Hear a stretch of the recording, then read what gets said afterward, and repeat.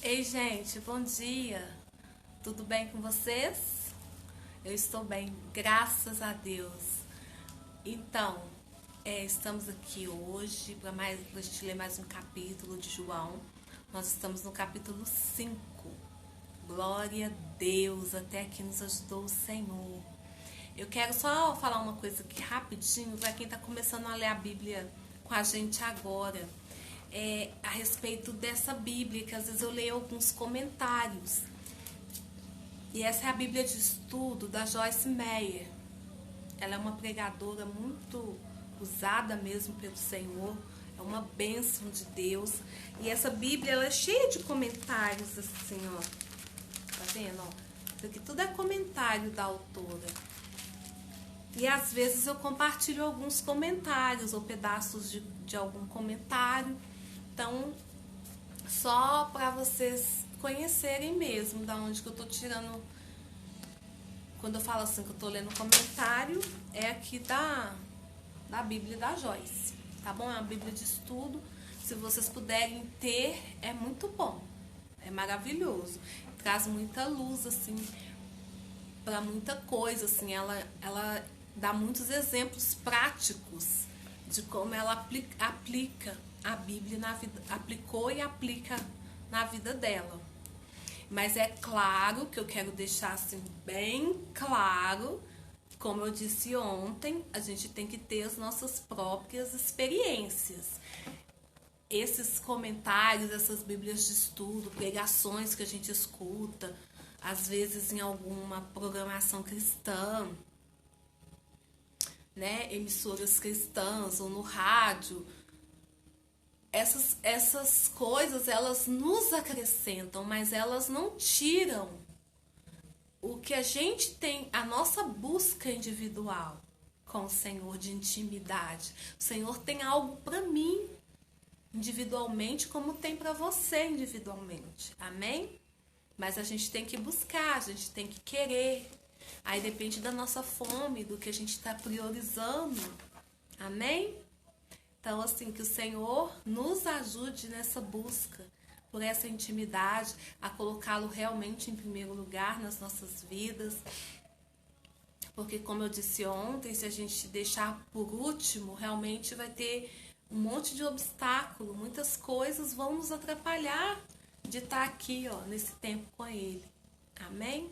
Mas se a gente colocar Ele em primeiro, dar os nossos primeiros minutos do dia, então, aí a gente vai conseguir chegar no nível realmente de intimidade com o Senhor, de não ficar sabendo sobre Jesus, de ouvir as pessoas falar, mas nós mesmos ter as nossas próprias experiências com Ele. Amém? Então vamos orar? Dito esse monte de coisas, vamos orar. Amém? O Senhor nos abençoe.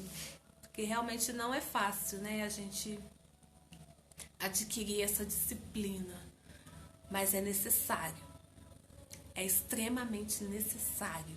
Amém? Então vamos lá. Senhor, obrigado, Deus, por estarmos aqui, Senhor, mais essa manhã, Senhor, com a Tua palavra diante de nós, Senhor. Revela-te a nós, Senhor. Conta-nos os Teus segredos, Senhor. Nós queremos saber, nós queremos aprender mais de Ti, nós queremos saber qual é a Tua boa, perfeita e agradável vontade, Senhor. Nos ajude a andar, Senhor, nesse caminho, Senhor. Em nome de Jesus, Deus, sozinhos nós não conseguiremos. E nós também não queremos estar sozinhos. Nós queremos, nós ansiamos pela Tua presença, Senhor. Fica conosco, Senhor. Nos ensina, nos corrige, nos consola, nos adverte, nos confronta, Senhor. Nós precisamos, Senhor. Nos ajude a crescer em Ti, ó Deus. É o que nós pedimos e agradecemos no nome de Jesus. Amém. Glória a Deus. Então vamos lá, né? O Senhor me ajude, porque mais um capítulo sem o óculos, né? Vocês estão lembrando o que aconteceu com o meu óculos, né? Então vamos lá. Mas vai dar certo em nome de Jesus. Amém? Capítulo 5 do livro de João. a cura junto ao tanque de Betesda. Versículo 1. Algum tempo depois, Jesus subiu a Jerusalém para uma festa dos judeus. Há em Jerusalém, perto da Porta das Ovelhas, um tanque que, em aramaico, é chamado Betesda, tendo 5 entradas em volta. Ali costumava ficar grande número de pessoas doentes e inválidas, cegos, mancos e paralíticos.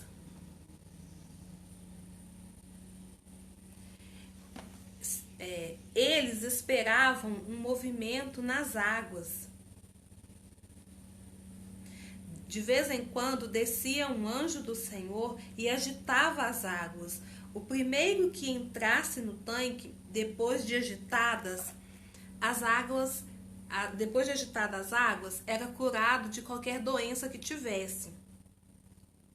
Um dos que estavam ali era paralítico, fazia 38 anos. Quando o viu deitado e soube que ele vivia naquele estado durante tanto tempo, Jesus lhe perguntou: "Você quer ser curado?" Disse o paralítico: "Senhor, não tenho ninguém que me ajude a entrar no tanque quando a água é agitada. Enquanto estou tentando entrar, outro chega antes de mim." Então Jesus lhe disse: "Levante-se, pegue a sua maca e ande." Imediatamente o homem ficou curado, pegou a maca e começou a andar. Isso aconteceu no sábado, e por essa razão os judeus disseram ao homem que havia sido curado: "Hoje é sábado, não lhe é permitido carregar a maca." Mas ele respondeu: "O homem que me curou me disse: pegue a sua maca e ande." Então lhe perguntaram: "Quem é esse homem que lhe mandou pegar a maca e andar?" O homem que fora curado não tinha ideia de quem era ele, pois Jesus havia desaparecido no meio da multidão. Mais tarde, Jesus o encontrou no templo e disse: "Olhe, você está curado. Não volte a pecar, para que algo pior não lhe aconteça." O homem foi contar aos judeus que fora Jesus quem o tinha curado. Versículo 16. Vida por meio do Filho. Então os judeus passaram a perseguir Jesus porque ele estava fazendo essas coisas no sábado. Disse-lhes Jesus: "Meu Pai continua trabalhando até hoje e eu também estou trabalhando." Por essa razão, os judeus mais ainda queriam matá-lo, pois não somente estava violando o sábado, mas também estava dizendo que Deus era seu próprio Pai, igualando-se a Deus. Jesus lhes deu esta resposta: "Eu lhes digo verdadeiramente que o Filho não pode fazer nada de si mesmo, só pode fazer o que vê o Pai fazer, porque o que o Pai faz, o Filho também faz, pois o Pai ama ao Filho e lhe mostra tudo o que faz. Sim, para a admiração de vocês, ele lhe mostrará obras ainda maiores do que estas, pois da mesma forma que o Pai ressuscita os mortos e lhes dá vida, o Filho também dá vida a quem ele quer. Além disso, o Pai a ninguém julga, mas confiou todo o julgamento ao Filho, para que todos honrem o Filho como honram o Pai. Aquele que não honra o Filho também não honra o Pai que o enviou. Eu lhes asseguro, quem ouve a minha palavra e crê naquele que me enviou, tem a vida eterna e não será condenado, mas já passou da morte para a vida. Eu lhes afirmo que está chegando a hora, e já chegou, em que os mortos ouvirão a voz do Filho de Deus, e aqueles que a ouvirem viverão. Pois da mesma forma como o Pai tem vida em si mesmo, ele concedeu ao Filho ter vida em si mesmo, e deu-lhe autoridade para julgar, porque é o Filho do homem. Não fiquem admirados com isso, pois está chegando a hora em que todos os que estiverem nos túmulos ouvirão a sua voz e sairão. Os que fizerem o bem, os que fizeram o bem ressuscitarão para a vida, e os que fizeram o mal ressuscitarão para serem condenados. Por mim mesmo nada posso fazer. Eu julgo apenas conforme ouço, e o meu julgamento é justo, pois não procuro agradar a mim mesmo, mas àquele que me enviou. Versículo 31. Testemunhos acerca de Jesus. Se testifico acerca de mim mesmo, o meu testemunho não é válido. Há outro que testemunha em meu favor, e sei que o seu testemunho a meu respeito é válido. Vocês enviarão representantes a João, e ele testemunhou da verdade. Vocês enviaram representantes a João, e ele testemunhou da verdade. Não que eu busque testemunho humano, mas menciono isso para que vocês sejam salvos. João era uma candeia que queimava e irradiava luz. E durante certo tempo vocês quiseram alegrar-se com a sua luz. Eu tenho um testemunho maior que o de João, a própria obra que o Pai me deu para concluir e que estou realizando. Testemunha que o Pai me enviou. E o Pai que me enviou, ele mesmo testemunhou a meu respeito.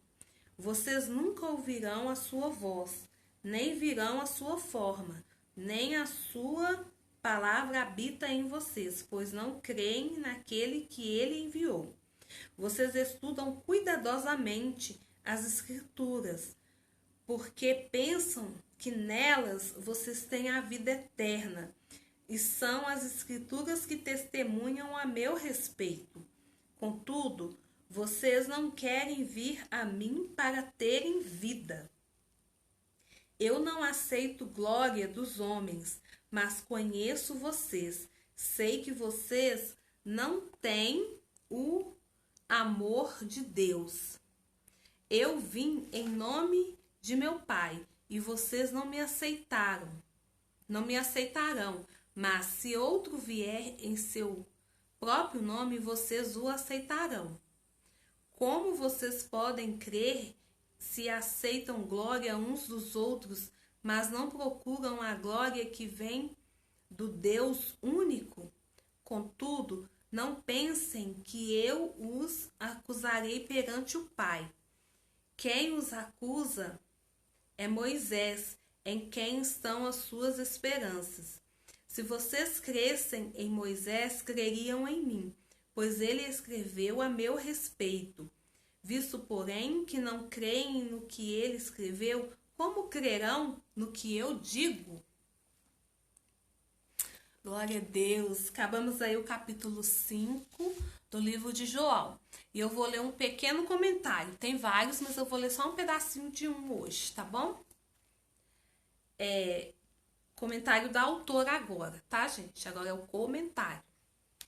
Em João 5,38, Jesus repreendeu algumas pessoas porque elas não estavam mantendo a palavra viva em seus corações. Elas não estavam confiando em Deus e nem se apegando a Ele e a sua palavra.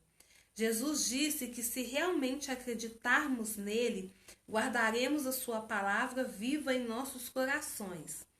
Isso acontece quando estudamos e meditamos sobre a Bíblia.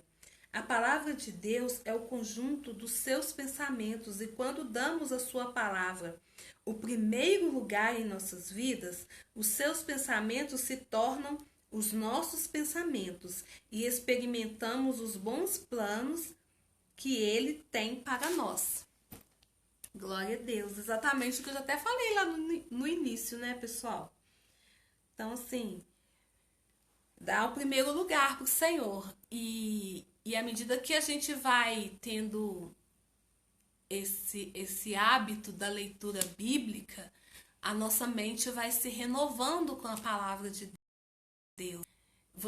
Assim, eu posso dar um exemplo assim, às vezes eu não sei se isso acontece com vocês, mas acontece muito comigo. Às vezes quando eu tô convivendo muito com uma pessoa, eu começo a pegar o jeito daquela pessoa, às vezes até o jeito de falar, começo a pegar algumas manias daquela pessoa. E eu creio que isso é o quê? É o hábito da convivência. Isso também acontece quando a gente começa realmente a ter mais contato com a palavra de Deus. A nossa mente começa a se transformar, a se renovar, mas não é só uma leitura, a leitura não pode ser só uma leitura vazia. A gente tem que ler, tem que meditar na palavra, tem que pedir ao Senhor para trazer revelações, porque às vezes a gente pode ler e não entender nada. Então a gente precisa do Espírito Santo para nos ajudar a ter compreensão do que a gente está lendo. A gente precisa de pedir ao Senhor para nos dar revelações, sabe? Tirar aquele obstáculo da nossa visão para a gente realmente enxergar, nos enxergarmos, porque quando a gente lê a palavra, a gente se enxerga, a gente vê como nós estamos, realmente é, como muitos dizem, a palavra é como um espelho. E à medida que a gente vai lendo, a nossa mente vai, se a gente der lugar, né? Se a terra do nosso coração for boa, a gente vai renovando com a palavra. Então aí os nossos sonhos já não são mais os nossos sonhos, são os sonhos que o Senhor coloca no nosso coração.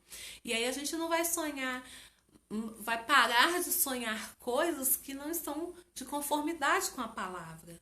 A gente vai querer o que o Senhor quer. A gente vai amar o que o Senhor ama. Amém? Isso é uma renovação na nossa mente. Mas para isso acontecer, a gente precisa comer da palavra. Amém? Então vamos nessa. Perseverar na leitura bíblica, pelo menos um capítulo por dia, gente. Às vezes a gente lê um capítulo em 10 minutos, às vezes eu demoro mais aqui porque eu falo outras coisas, mas um capítulo, em média, em 10 minutos a gente já leu ele. Amém? Então, assim, que cada dia mais o Senhor aumente a nossa fome, a nossa sede por Ele, porque o alimento, graças a Deus, aqui nesse país a gente tem ele disponível. Nós somos livres para nos alimentarmos. Aqui a gente realmente pode exercer o nosso livre-arbítrio. Mas aí cabe a mim e a você essa escolha. Amém? Então fiquem com Deus, passe o dia aí meditando na palavra de Deus, sabe? Peça ao Senhor para trazer revelações ao seu coração no decorrer do dia, experiências com a palavra. Amém? E coladinho nele. Não desgruda dele. Amém? Jesus está voltando. Jesus está voltando. Cola nele. Beijão. Fiquem com Deus.